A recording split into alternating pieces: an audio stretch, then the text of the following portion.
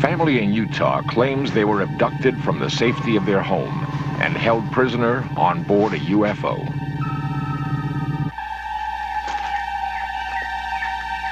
Other people have also reported being captured by extraterrestrials.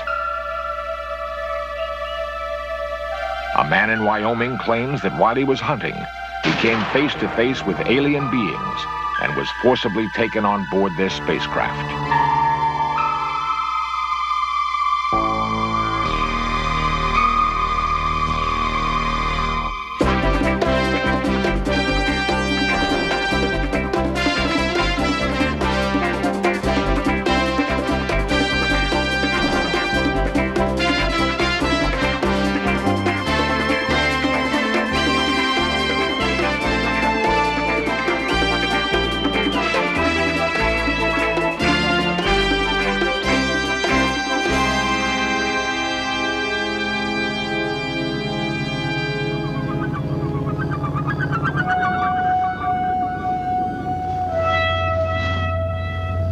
Many people insist they have been kidnapped by aliens and imprisoned on board UFOs. The phenomenon is called a close encounter of the fourth kind.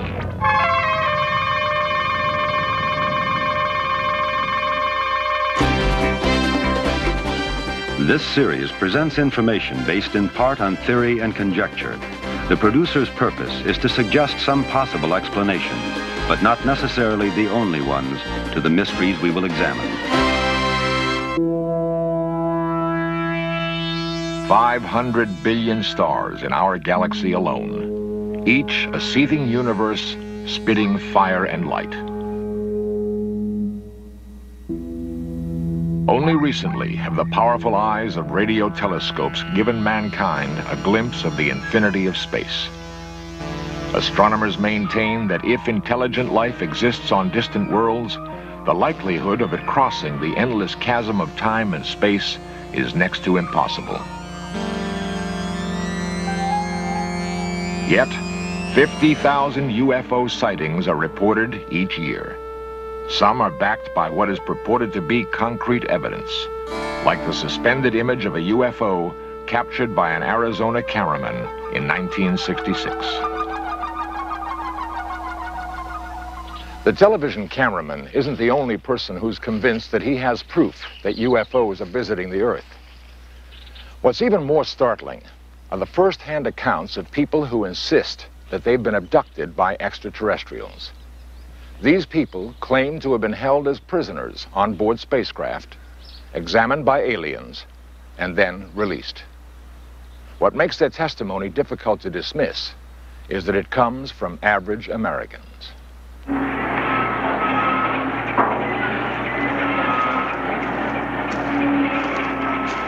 Carl Higdon is the foreman of an oil rig in Rawlins, Wyoming. He's been at the same job for 15 years, working 6 days a week to support a family of 7. His crew refers to him as the Wyoming Coyote because of his feisty determination to get the job done against all odds.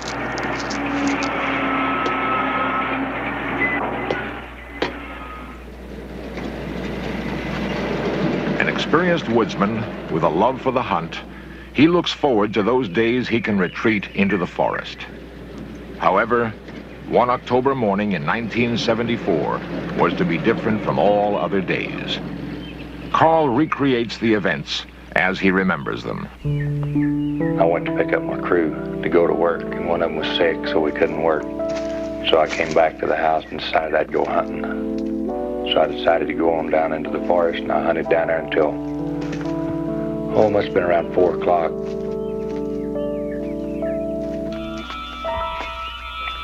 So I walked down over this hill. Whenever I got over the hill, I seen these 5 elk standing down there. One of them was a big bull, so I raised my gun to shoot. Then, something happened beyond his range of experience.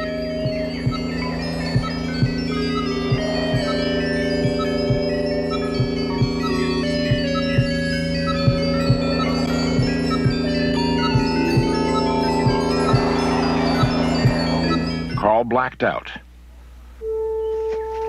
When he regained consciousness, he was aware that an undetermined period of time had elapsed and that he had lost touch with reality. He stumbled through the forest in a dazed condition, trying desperately to figure out where he was and how he could get help.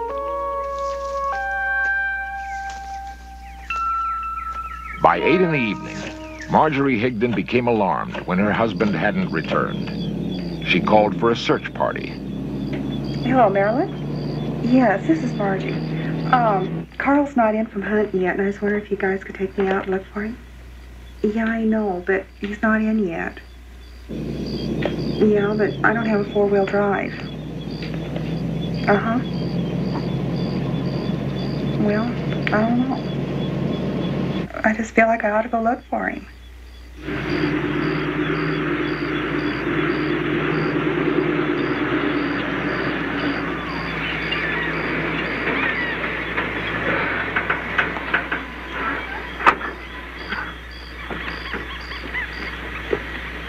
Carl's friends discovered him in a semi-conscious state. They were disturbed by his incoherent ramblings. What happened? I don't know. You don't know? I don't know. It seems strange. I don't know. You sure you're all right? Yeah? You're not hurting anywhere? No. Okay. Get you out of here and get you to the doctor as soon as we can.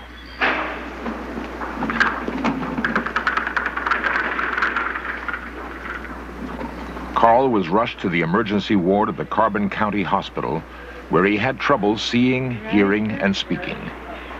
Nurse Ella Peterson attended him for 3 days. During that time, he remained mainly in an amnesiac state, unable to recall his own name or recognize his wife. After the incident, life in Rawlins changed for Carl. He was too disoriented to work or function normally. In desperation, he contacted the UFO agency, APRO, who sent Dr. Leo Sprinkle to investigate. I serve as a consultant in psychology, and my primary interest is working with those people who claim to not only see flying saucers, but also claim to have had some kind of abduction experience or some kind of contact, face-to-face contact with alien beings who are associated with the UFOs.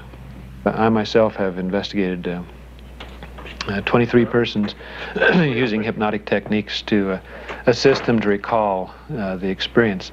Okay, let yourself relax deeply and go right back to that same deep concentration, that same deep relaxation. Let the muscles relax. Let yourself know that you can breathe deeply and easily as you look at the spot.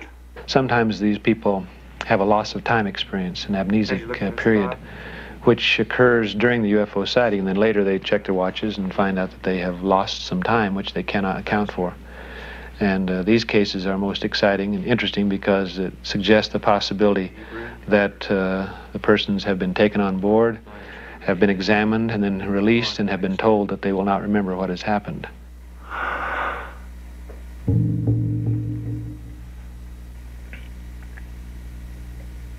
A fire. The bullet don't look right.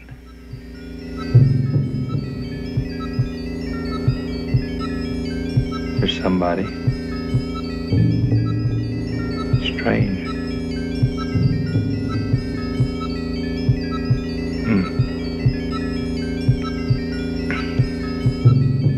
He wants me to go with him.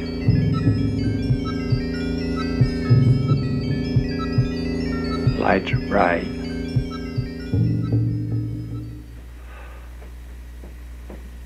Lights are...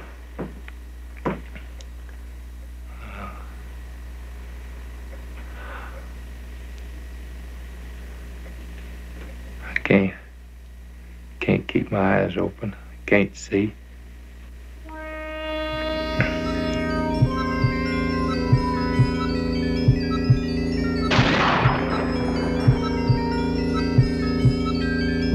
They look like me, same features.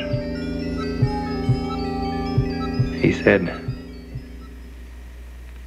the sun burns them.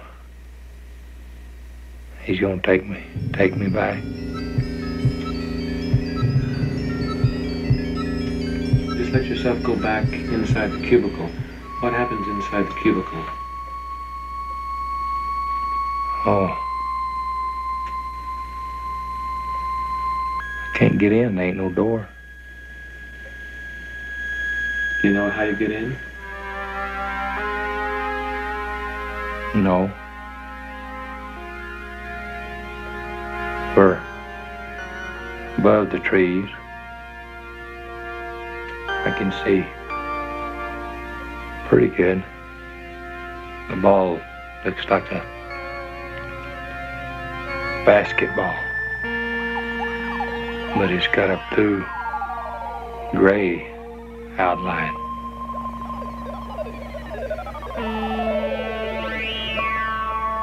It's kind of dark, no lights. There's the lights again.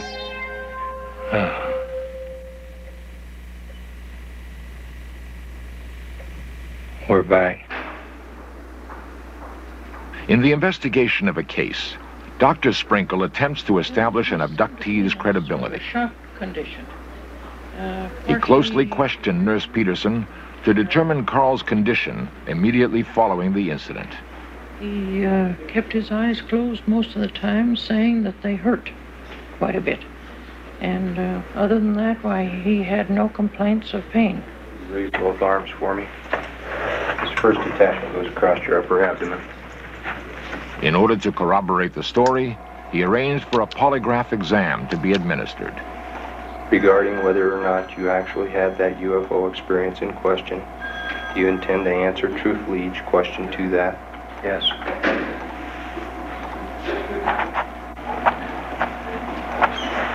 Did you ride in that spacecraft you described to me? Yes.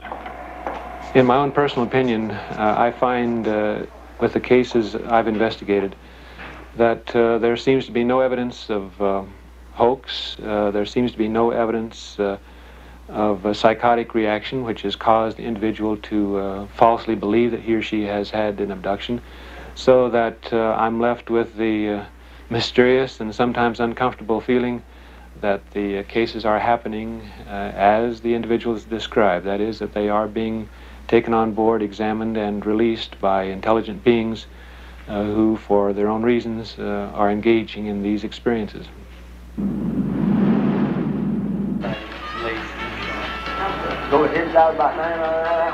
Carl managed to work through a traumatic incident that he had been unable to live with.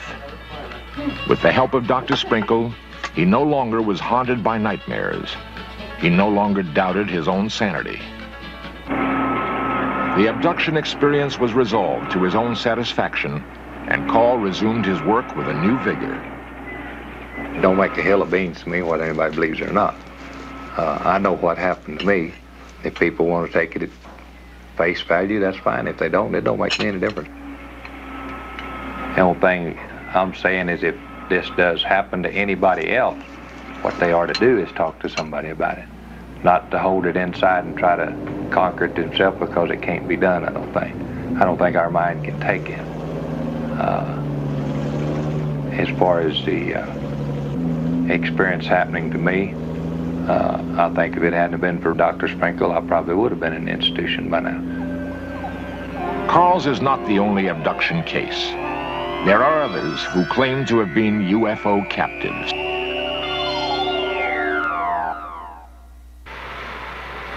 The giant mills outside of Salt Lake City are the center of steel production in the West.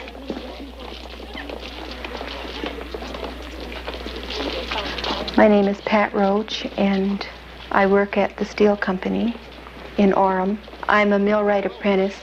I should be a journeyman in another year or two. Pat is one of 5,000 employees at the steelworks. When she completes her training as a millwright apprentice, she will be the only woman licensed to make repairs on the heavy machinery.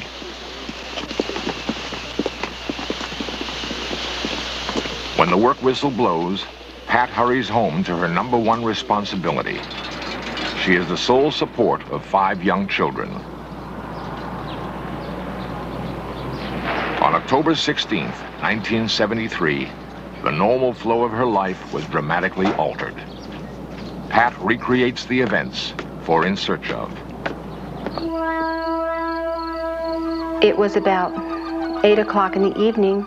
My little boy was 4 at the time. He climbed up beside me and he had his blanket with him, and we fell asleep.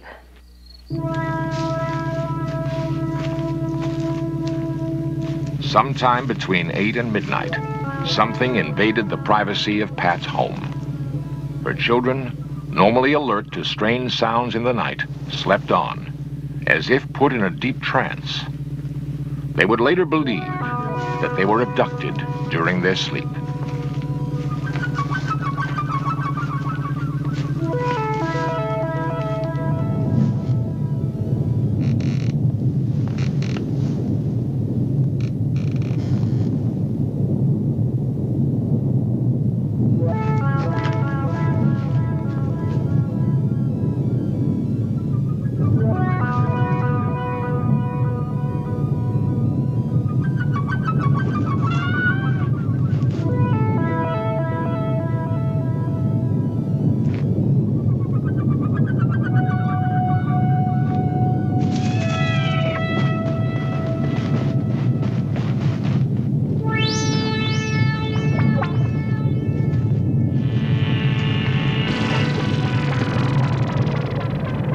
Only one child reported seeing something too strange to believe.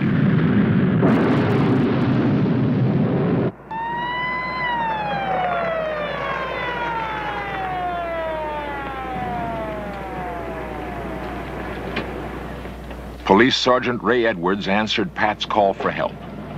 He investigated the area, but could find no evidence of an attempted break-in. Alpha Fox 372. The following morning, Edwards filed an official report, leaving the case open. He dismissed the claim of Pat's 6-year-old Deborah, who insisted the house had been invaded by spacemen. Nevertheless, for the Roach family, an unsettling mystery still hung over their household and was to persist for the next 2 years.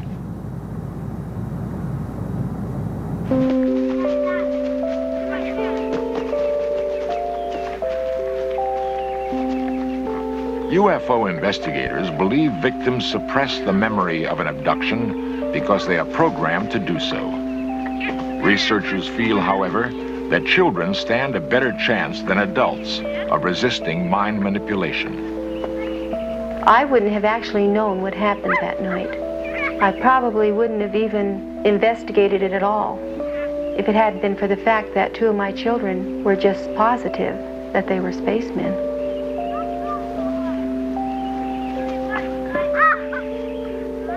I began reading about UFOs, and I began looking at magazines that had stories about UFOs and seeing other people's experiences.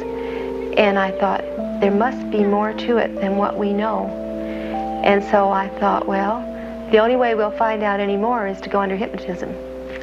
Tell me more about the time. In order to recall the events, Pat contacted Dr. Jim Harder of APRO, the Aerial Phenomenon Research Organization. And I and 2 other members of APRO are in charge of the close encounter investigations.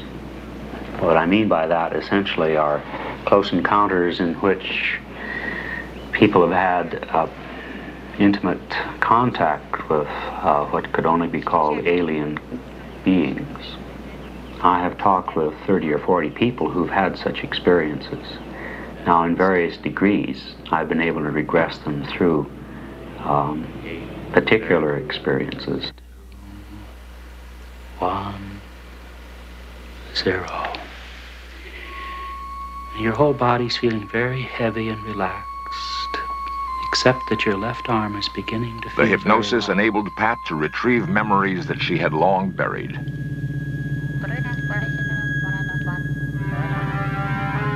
I remember what the interior of the spaceship looked like. It seemed that the walls fell away as you went to the ceiling, and you could see the stars and everything. There was a TV scanner that would start at the top of my head and go all the way down and come back again. It was like an eye. I was examined by a man that was just an ordinary man. He was a little over 6 foot tall. So I was very upset because he came at me with a needle, a long needle, right here. I was angry with them because I didn't feel that they had any right to come into someone's home and take them.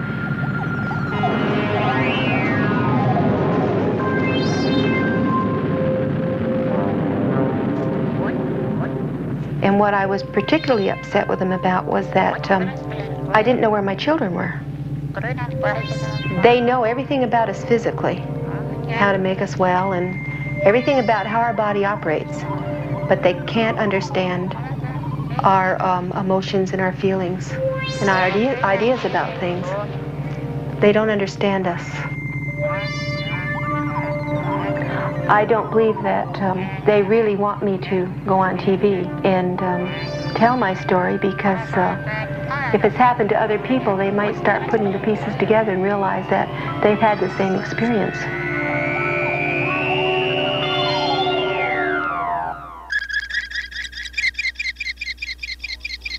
Powerful radio telescopes point to the heavens, listening to the noise of the universe.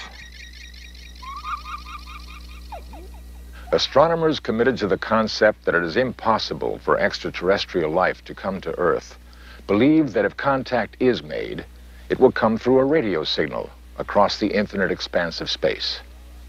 But there are others, ordinary men and women, who insist that intimate contact has already been made.